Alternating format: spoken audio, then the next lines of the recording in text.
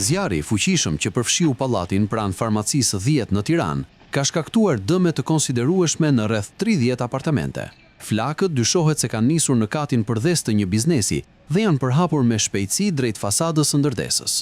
Bilanci i plot i dëmeve pritet të qartësohet në orët në vijim, por të dhënat paraprake tregojnë se disa banesa janë shkatruar plotësisht, ndërsa të tjera kanë pësuar dëmtime të pjesshme.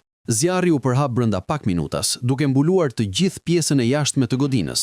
Dyshimet e para tregojnë se vatra mund të ketë qenë në një hapësirë të jashtme, ku ndodheshin mbeturina, ndërsa mbetet ende e paqartë nëse pranë kishte pajisje elektrike që mund të kenë ndikuar. Banorët u përballën me situatën në mënyrë të papritur, për shkak të intensitetit dhe përhapjes së shpejtë të flakëve.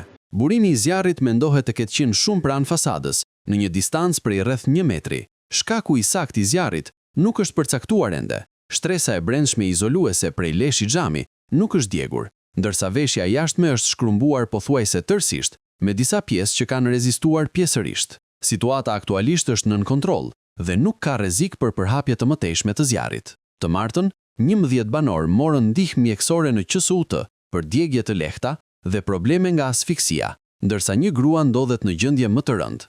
Në operacionin e shpëtimit, u angazhuan zjarfiksit me 3 autoshkallë, të mbështetur edhe nga forca nga Vora dhe Kamza, si dhe 2 helikopter Cougar.